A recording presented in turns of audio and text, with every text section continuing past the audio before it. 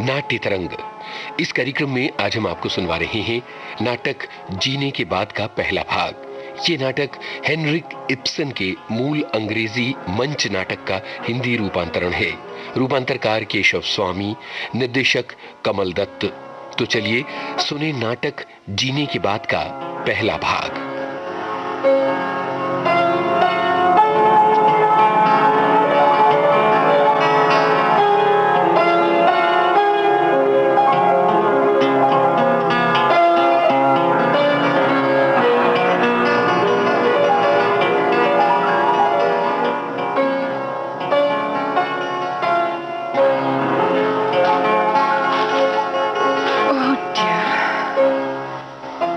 खामोशी है यहाँ रूबक। क्या बात है मिया? इस खामोशी को सुनो तो जरा। तुम सुन सकती हो इसे? किसे? खामोशी को। क्यों नहीं? हाँ, शायद तुम ठीक कहती हो। खामोशी को शायद सचमुच सुना जा सकता है। हाँ, सचमुच ही। और जब खामोशी इतनी गहरी हो जैसे इस जगह। इस जगह? You mean हमारे घर में? हाँ, इस घर में वापस लौटकर मैंने इसे हर कहीं महसूस किया है। सच कहूं मिया, क्या यहाँ घर में लौटकर तुम खुश नहीं हो? तुम हो क्या? सच कहूं तो मैं सोचता हूं मैं पूरी तरह से खुश नहीं हूं। मैं जानती थी तुम खुश नहीं हो। मैं विदेश में इतने दिन रह चुका हूं कि यहां से, यहां के जीवन से बहुत दूर चला गया हूं। चलो रूपक, हम एक बार फिर यहां से दूर भाग चले। भाग चले? हाँ। मैं भी यही सोचता हूं, लेकिन तुम्हारा मन इतनी जल्दी क्यों उब गया? तुम ही तो चाहती थी यहां आना। लेकिन ये मैंने कभी नहीं सोचा था यहां इतना कुछ बदल गया होगा। सब कुछ कल की बात लगती है। 4 साल भी तो नहीं बीते जब मैं यहां से गई थी। जब तुम्हारी शादी हुई थी। वो शादी का इससे क्या संबंध है? संबंध है मिया। हाँ? शादी के बाद तुम्हें एक सुंदर घर मिला, एक दूसरी विला तौनीत झील के पास। सुंदर नजारों से घिरा वो घर कितना खुला था, कितने ही कमरे, ताकि चाहते हुए भी हम एक दूसरे के पास न रह सके। तुम ठीक कहते हो। और एक बात और, शादी के बाद तुम्हें एक नया समाज मिला। हाँ? एक नई दुनिया मिली, समाज के ऊंचे लोगों के नजदीक आने का अवसर मिला। तुम्हारे अपने घर में ऐसा कुछ नहीं था। ओह, तो तुम्हारा ख्याल है बदलाव मुझ में हुआ है? हाँ हाँ, मैं तो ऐसा ही सोचता हूँ। सिर्फ मुझ में ही? यहाँ के लोग नहीं बदले क्या? वे भी बदले हैं, लेकिन ज्यादा नहीं। जब मैं इन लोगों के रहन सहन को देखता हूं तो मुझे लगता है कि क्या? मुझे उस रात की याद आती है जो हमने यहां आते हुए ट्रेन में बिताई थी। तुम तो सारे सफर में सोते रहे। नहीं मिया, मैं राह में आने वाले हर छोटे बड़े स्टेशन पर छाई खामोशी को देख रहा था। या यूं कहो कि वो खामोशी मुझे सुनाई पड़ रही थी, ठीक तुम्हारी तरह। मेरी तरह? हाँ। गाड़ी जाने क्यों हर स्टेशन पर रुक रही थी। ना कोई गाड़ी में चढ़ता था, ना उतरता था। प्लेटफॉर्म पर लालटेन लिए 2 काम करने वाले, बस उनके कदमों की आवाज। कभी कभी आपस में बातचीत करने लगते, फिजूल की बातचीत जिसका ना कोई सिर था ना पैर। ठीक ही तो है, 2 आदमी इकट्ठे होंगे तो हमेशा ही बातचीत करेंगे, चाहे कुछ बात करने को हो या ना हो। खैर, बस कल तक का इंतजार करो। कल बंदरगाह में स्टीमर आ जाएगा और हमें सारे तट के साथ साथ घुमाता हुआ ध्रुव सागर तक ले जाएगा। लेकिन युवक, मैं तो लोगों को, शहरों को देखना चाहती थी। स्टीमर में ऐसा कहाँ हो पाएगा? मुझे कुछ नहीं देखना है, काफी देख चुका हूं। समुंदर का सफर क्या तुम्हारे लिए ठीक रहेगा? Well, change is always for the better. तुम्हें याद है रूबक, सुबह से रात तक बिना सांस लिए तुम काम करते थे, लेकिन जब से तुमने अपनी महान कृति को पूरा किया है, पुनर्जीवन। हाँ, जिसका प्रदर्शन सारी दुनिया में हुआ और जिसने तुम्हें इतनी शोहरत दी है। हाँ, शायद वही तो ठीक नहीं हुआ। क्या? जब मैंने अपनी महान कृति को पूरा किया, पुनर्जीवन, पुनर्जीवन, पुनर्जीवन महान कृति ही तो है या कभी थी? नहीं, ये अब भी है। इसे महान कृति होना ही चाहिए। वेल ल्यूबक, सारी दुनिया यही मानती है। सारी दुनिया कुछ नहीं जानते, कुछ नहीं समझती। फूफ, लोग अनुमान तो लगा सकते हैं ना? जो अनुमान लगा पाए हैं उसका अस्तित्व कभी था ही नहीं मेरे दिमाग में। लोगों के लिए, भीड़ के लिए, सारी दुनिया के लिए अपने को मारने मिटाने का कोई फायदा नहीं। फूफ ल्यूबक, तुम्हें इस तरह निराश नहीं होना चाहिए। Come on, have a drink. अपनी उदासी को इस ड्रिंक में डुबो दो। नहीं, मैं उदास नहीं हूं। मैं तो खुश हूं, सचमुच खुश। सब कुछ पा लेने और अपने को पूरी तरह आजाद महसूस करने पर क्या किसी को खुश नहीं होगी? ठीक कह रहे हो रूबक। तुम्हें याद है तो तुमने मुझे क्या वचन दिया था? क्या था वो वचन? तुमने कहा था अपने साथ तुम मुझे किसी ऊंचे पर्वत पर ले जाओगे और वहां नई दुनिया की रचना करोगे। लेकिन वो घड़ी कभी नहीं आई। ना तुम मुझे पहाड़ों पर ले गए और ना ही नई दुनिया की रचना की। मेरे ख्याल से तुम पर्वतारोही नहीं बन सकती। वेल, अगर तुम ऐसा सोचते हो तो मुझे कुछ नहीं कहना। अरे, नाराज हो गई? नहीं तो हुई तो Forget it now. Come on, Mia. Good morning, madam. Good morning. Good morning, professor. Morning, manager. Madam, रात आपको नींद ठीक आई? बहुत अच्छी। मैं तो हमेशा ही घोड़े बेचकर सोती हूँ। बहुत खूब।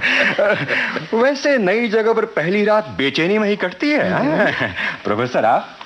हाँ, मुझे नींद कभी ठीक से नहीं आती, खासकर पिछले कुछ दिनों से। मेरा ख्याल है कुछ हफ्ते यहाँ रहकर सब ठीक हो जाएगा। मैनेजर जी, तुम्हारे यहाँ कोई ऐसा बीमार आदमी है जिसका इलाज रात को होता है? रात को? अब नहीं तो यहाँ इतना बीमार कोई नहीं है जिसको रात में इलाज की जरूरत पड़े। अच्छा, कोई ऐसा आदमी यहाँ जिसको मैदान में रात को टहलने की आदत हो? नहीं नहीं प्रोफेसर, ऐसा करना हमारे उसूलों के खिलाफ है। मैंने सुबह ही कहा था कि तुमने सपना देखा होगा। बात ये है मैनेजर जी, रात मुझे नींद नहीं आ रही थी। मैं यूं ही घूमता हुआ खिड़की के पास आया, फिर और मैंने देखा कि बाहर पेड़ों के पास एक सफेद छाया। अजीब बात है। अब वो छाया स्त्री की थी या पुरुष की? मुझे तो वो महिला लगी है। हाँ, उसके पीछे एक दूसरी छाया आती दिखाई दी, बिल्कुल काली छाया। आपका मतलब है काले कपड़ों में? हाँ, ठीक सफेद छाया के पीछे। ओह ओह, अब मैं समझ गया प्रोफेसर। क्या? तो क्या वो प्रोफेसर का सपना नहीं था मैनेजर? नहीं नहीं नहीं, ऐसा नहीं है। आप लोग अपने दाएं देखिए। वहां जहां वो महिला बैठी हैं। हाँ हाँ, अरे ये तो वही है जिसे कल रात मैंने देखा था। हाँ। मैनेजर, हाँ, कौन है ये? कोई विदेशी है। इसने होटल के रजिस्टर में अपना नाम मादाम सेटाफ लिखवाया है। मादाम सेटाफ? जी। मुझे लगता है मैंने इसे पहले भी कहीं देखा है। शायद कभी तुम्हारी मॉडल रही होगी। जवानी में तो तुम्हारे कई खूबसूरत महिलाएं मॉडल रही होंगी ना? नहीं मैं, मेरे जीवन में एक ही मॉडल आई और आज तक जो कुछ भी मैंने किया उन सब की मॉडल वही थी। प्रोफेसर, क्या हुआ? अब मैं आपसे माफी चाहता हूँ। सामने वो जो आदमी आ रहा है ना, उससे मैं नहीं मिलना चाहता, खास तौर पर किसी महिला के सामने। लेकिन कौन है वो? उसका नाम उल्फीम है। लोग उसे रीछू का शिकारी कहते हैं। शिकार को जाते समय हर साल वो हमारे यहाँ आके ठहरता है। प्रोफेसर एक्सक्यूज मी, मैं चलता हूँ। एक मिनट मैनेजर, एक मिनट। ये शैतान की तुम, मैं कहता हूँ रुक जाओ। अच्छा ये बताओ, तुम हमेशा मुझे देखकर दूर क्यों भागते हो? मैं भाग नहीं रहा था सर। तो अपने क्लाइंट्स को वेलकम करने का तुम्हारा क्या यही ढंग है? टांगों में तुम दबाकर ऐसे भाग रहे थे जैसे शैतान तुम्हारे पीछे लगा हो। सर आपका खाना लगवा दूं डाइनिंग रूम में? वहां उन अधमोई मक्खियों और अधमरे लोगों में? नहीं, बहुत बहुत शुक्रिया मैनेजर। वहां नहीं, अपने बावर्ची को कहो कि ढेर सा खाना और ब्रांडी हमारे लिए पैक कर दे। जी समझे? समझ गया सर, मैं समझ गया, बिल्कुल समझ गया। प्रोफेसर आपके लिए या मैडम के लिए भी कुछ ऑर्डर? वेल नो थैंक्स, मुझे कुछ नहीं चाहिए। नहीं, थैंक यू सो मच, कुछ नहीं चाहिए। अच्छा मैं चलता हूँ। ओके। एक्सक्यूज मी, क्या मैं महान मूर्तिकार प्रोफेसर रूबक से बात करने का सम्मान पा सकता हूं? मेरा ख्याल है हम एक दो बार पहले भी मिल चुके हैं। जी वो तो बहुत साल पहले की बात है। उन दिनों आप आज जैसे मशहूर नहीं हुए थे। तब एक रीछों का शिकारी भी आपसे मिलने की हिम्मत कर सकता था। वैसे मैं अब भी किसी को काटता नहीं हूं। क्या आप सचमुच रीछों का शिकार करते हैं? जी हाँ, अपनी राह में आने वाली हर चीज का शिकार करता हूं। चिड़ियों का, भेड़ियों का, औरतों का, हिरणों का। मुझे खोज रहती है ताजगी की। आपके पति की तरह हमारा वास्ता भी सख्त चीजों से पड़ता है। आपके पति संगमरमर के पत्थरों से जूझते हैं और मैं रीछों की नर्म कांपती नसों से। हम दोनों ही आखिर में अपने हाथ आने वाली हर चीज को बेहतर बनाते हैं। हम हार नहीं मानते जब तक अपने काम में कामयाबी नहीं हासिल कर लेते। really? तुम्हारे कथन में काफी सच्चाई है। क्या आप शिकार के लिए जंगलों में जा रहे हैं? जी हाँ, मैं आज ही जा रहा हूं उन ऊंचे पहाड़ों की तरफ। मैं आप दोनों को भी अपने साथ आने की दावत देता हूं। Thank you so much. लेकिन रूबक ने तो गर्मियों में समुद्री यात्रा की योजना बनाई है। हाँ, दरअसल हम तट के साथ साथ कुछ द्वीपों की भी सैर करेंगे। ओह प्रोफेसर, उस गंदी और सड़ी हुई जगह पर जाकर आपको क्या मिलेगा? बारिश में भटकते फिरिएगा। मेरे साथ पहाड़ों पर चलिए। वहां लोग नहीं होंगे, गंदगी नहीं होगी, वहां होगी खामोशी और जिंदगी। मेरे लिए तो पहाड़ों का मतलब ही और है साहब। वहां मैं और मेरे दोस्त। आपके दोस्त? जी हाँ, मेरे दोस्त। वो देखिए मेरे शिकारी कुत्ते। चलिए मेरे साथ चलिए, मैं आपको अपने दोस्तों से मिलवाऊं। इस वक्त वो अपना भोजन कर रहे हैं। और हाँ, वहीं हम पहाड़ों के बारे में और बातचीत कर लेंगे। चलिए। अच्छा प्रोफेसर। Okay, see you.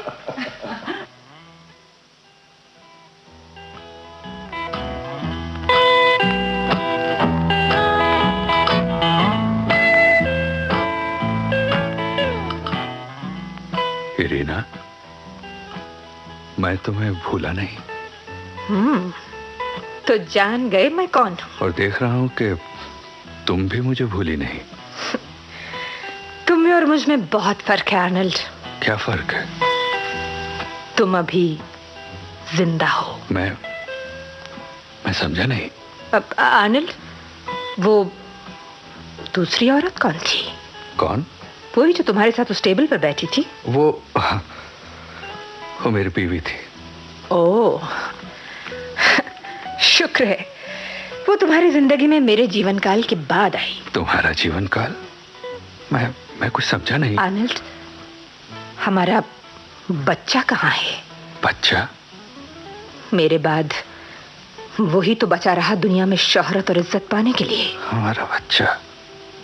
अरे हाँ, पुराने दिनों में हम उसे इसी नाम से तो पुकारते थे। हाँ आर्नल्ड, मेरे जीवन काल में। इरीना, तुमने पढ़ा होगा हमारा बच्चा सारी दुनिया में मशहूर हो चुका है। और पिता को भी तो उसने शोहरत दिलाई। क्यों? यही तुम्हारा सपना था ना? मुझे जो कुछ मिला इरीना, सब तुम्हारी बदौलत। काश मैं वो कर पाती जिसे करने का हक मुझे था। क्या? हाँ, मुझे बच्चे की हत्या कर देनी चाहिए थी। रीना, तुम्हें छोड़कर जाने से पहले मुझे उसे मार डालना चाहिए था। नहीं। हाँ आर्नल्ड, कुचलकर धूल में फेंक देना चाहिए था। नहीं रीना, नहीं, तुम ऐसा नहीं कर सकती थी, कभी नहीं। तुम में हिम्मत ही कहां से आती? हाँ, शायद तुम ठीक कहते हो। तब मुझ में हिम्मत नहीं थी। और अब? तब से आज तक अनगिनत बार मैंने उसकी हत्या की है। मेरी नफरत, मेरी कड़वाहट और मेरे बदले की आग से जाने वो कितनी बार जला है। रीना, सच सच बताओ, तुम मुझे छोड़कर क्यों चली गई? कहीं भी तो तुम्हारा पता नहीं चला। आर्नल्ड, अब कहने को बचा क्या है? अब जबकि मैं खत्म हो चुकी हूँ। नहीं रीना, नहीं, प्लीज प्लीज मुझे बताओ। क्या तुम्हारी जिंदगी में कोई दूसरा आदमी? नहीं, न किसी को मेरे प्यार की जरूरत थी, नहीं, और न मेरी जिंदगी की। नहीं, ये सच नहीं है, नहीं है रीना। खैर छोड़ो इन बातों को। बीते हुए दिनों का रोना क्यों रोया जाए?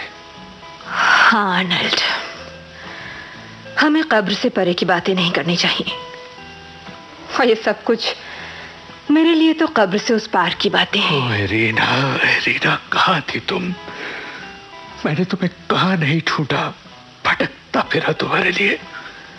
जाने कहाँ खो गई थी? मैं अंधकार में गुम हो गई थी, जबकि मेरा बच्चा रोशनी में जगमगा रहा था। बहुत दूर चली गई थी तुम। हाँ, मैं एक देश से दूसरे देश में घूमती रही। कैसी लगी वहां की जिंदगी? अब थोड़ा मुझे सोचने दो। हाँ, याद आया। मैं एक जीती जागती मूर्ति बन गई। निर्वस्त्र होकर मॉडल बनी। इस काम में पैसा खूब मिला। उतना पैसा तुम्हारे पास कभी भी नहीं था। ऐसे कई आदमियों से पाला पड़ा जिनके दिमाग मैं अपने इशारे से उलट सकती थी। तुम्हारे साथ ऐसा करना मेरे बस की बात नहीं थी। तुम्हें अपने ऊपर बहुत काबू था। तुमने शादी भी की? हाँ, उनमें से एक से मैंने शादी कर ली। किससे? वो साउथ अमेरिका का एक पॉलिटिशियन है। उसको पागल बनाने में मैं कामयाब हो गई। उसकी हालत तो मुझे बहुत हंसी आती थी। कहाँ है अब वो? किसी गिरजाघर के सुंदर स्मारक के नीचे पड़ा होगा, खोपड़ी में गोली लिए। क्या? उसने आत्महत्या कर ली? हाँ, लेकिन बेचारे ने मुझे तकलीफ नहीं थी। लेकिन इसकी वजह? वॉन सेटॉफ की वजह से। मेरे दूसरे पति का नाम है। रूसी है वो। और वो कहाँ है? कॉकेशस की अपनी सोने की खानों में। तो वो वहां रहता है? हाँ, अगर उसे रहना ही कहते हैं तो। दरअसल मैंने उसकी हत्या कर दी। रीना, तुम झूठ बोल रही हो। नहीं आर्नल्ड, ये सब सच है। तुमने कभी किसी बच्चे को जन्म नहीं दिया? दिया, बहुतों को। कब? कहाँ है वो? मैंने उन सब की हत्या कर दी। तुम फिर झूठ बोल रही हो। सच मानो आर्नल्ड, पैदा होने से पहले ही बड़ी बेदर्दी से मैंने एक के बाद एक सबकी हत्या कर दी। रीना, जाने किन पहेलियों में बात कर रही हो, लेकिन देख रहा हूं तुम्हारी हर बात के पीछे गहरा अर्थ छिपा है। मैं मजबूर हूं आर्नल्ड। आर्नल्ड, तुम्हें कहा गया हर लफ्ज मेरे अंतर की चोट है। शायद सोचता हूं कि मैं ही एक ऐसा आदमी हूं जो इन लफ्जों के पीछे रहस्यों को खोल सकता हूं। बेशक आर्नल्ड, वो तुम ही हो सकते हो। सोचता हूं इरीना, तुम्हारे अस्तित्व में कुछ ऐसा है जो टूट चुका है। ऐसा ही होता है जब भी जीवन के नशे में डूबी किसी औरत से जिंदगी टूट जाती है। नहीं इरीना, नहीं, ये सब तुम्हारा वहम है। तुम जिंदा हो, जिंदा हो। कितने ही साल में बेजान रही। वो लोग आए, मेरे हाथों को पीठ के पीछे बांधकर मुझे एक मकबरे में फेंक दिया। दरवाजे को लोहे की सलाखों से बंद कर दिया ताकि ऊपर धरती पर मेरी चीखों की आवाज किसी को न सुन पड़े। लेकिन अब जैसे मैं कब्र से फिर उठ रही हूं। तो तुम सोचती हो इस सब के लिए मैं दोषी हूं? हाँ आर्नल्ड, क्योंकि तुम्हारी वजह से मुझे इस तरह मरना पड़ा। अरे तुम खड़े क्यों हो गए? बैठ जाओ आर्नल्ड। नहीं, पहले बताओ मैं दोषी हूं? घबराओ नहीं, तुम्हें ठंड नहीं लगेगी। अभी मैं बर्फ नहीं हुई हूं। बैठ जाओ।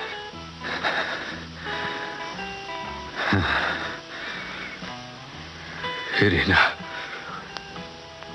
उन दिनों भी हम इसी तरह पास पास बैठा करते थे।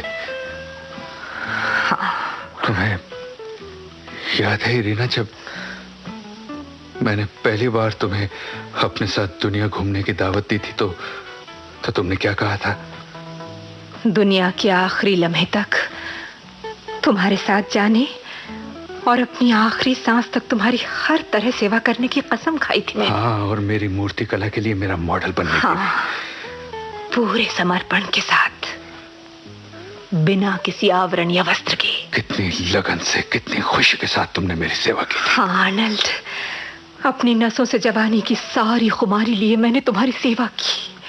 हाँ इरीना, ये सब कुछ कहने का हक है तुम्हें। मैंने तुम्हारे कदमों में गिरकर तुम्हारी सेवा की आर्नल्ड, लेकिन तुम। नहीं इरीना, नहीं, मैंने तुम्हारा कभी बुरा नहीं चाहा। तुमने किया आर्नल्ड, तुमने मेरे अस्तित्व की गहराइयों तक मुझे तोड़ डाला। मैंने? हाँ तुमने अपने अस्तित्व की सभी परतों को दूर छिटका। मैं तुम्हारे सामने खड़ी रही, पर तुमने एक बार भी मेरा स्पर्श नहीं किया। इरीना, क्या तुम्हें तब कभी ऐसा नहीं लगा कि तुम्हारी खूबसूरती मुझे पागल बना देती थी? और अगर तुम मुझे छू लेते तो मैं तुम्हारी वहीं हत्या कर डालती। इरीना। हाँ आर्नल्ड, मैं अपने बालों में हर वक्त एक तेज छुरी छुपा कर रखती थी।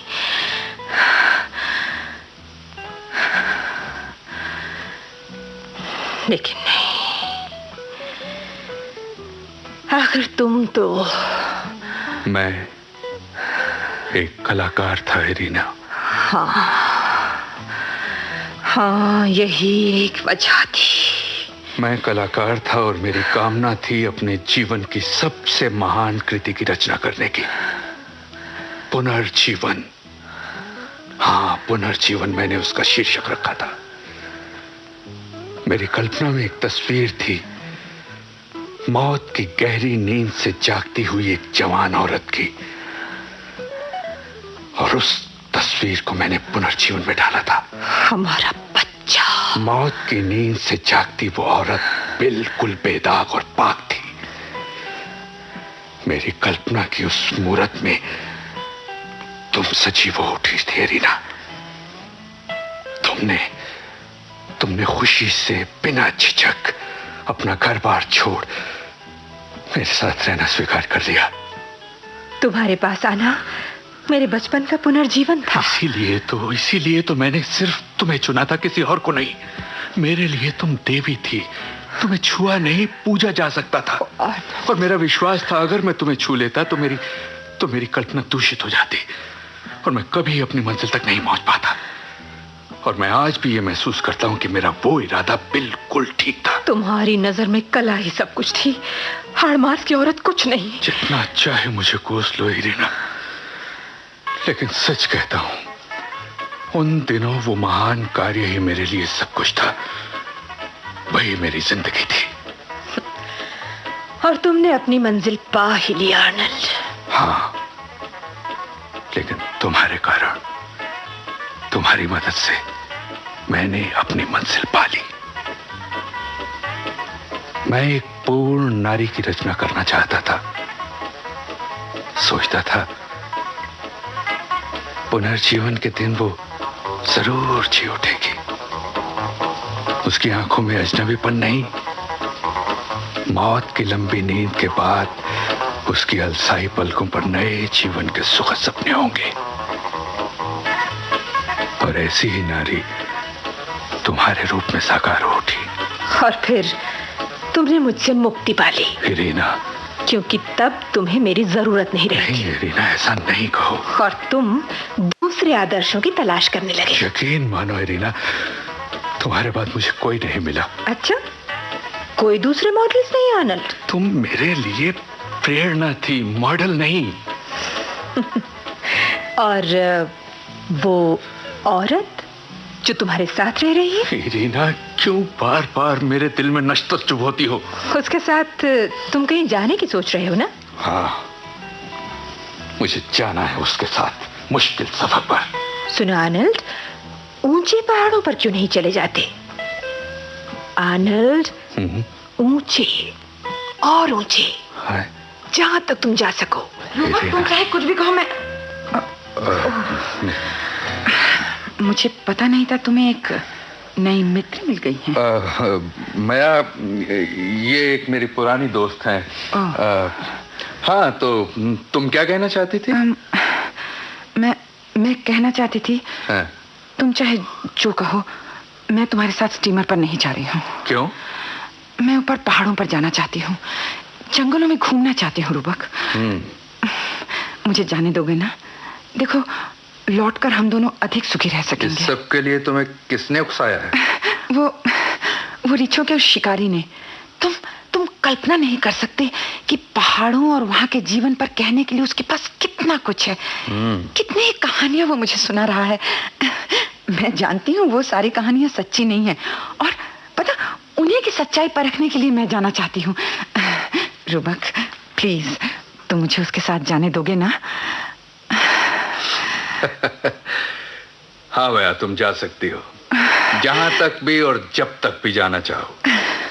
हाँ, शायद मैं भी उधर जाऊं। नहीं, तुम्हें जरूरत नहीं है जाने की। I mean, कम से कम मेरे खातिर तो नहीं। मैंने पहाड़ों पर जाने का फैसला कर लिया है मैया। ओह रूपक, तुम कितने अच्छे हो। मैं अभी जाकर उस शिकारी को बताती हूँ। बहुत बहुत धन्यवाद रूपक, बहुत बहुत धन्यवाद। इरीना, तो हम वहां उधर ऊपर मिलेंगे ना? हाँ आर्नल्ड, मैं इंतजार करूंगी।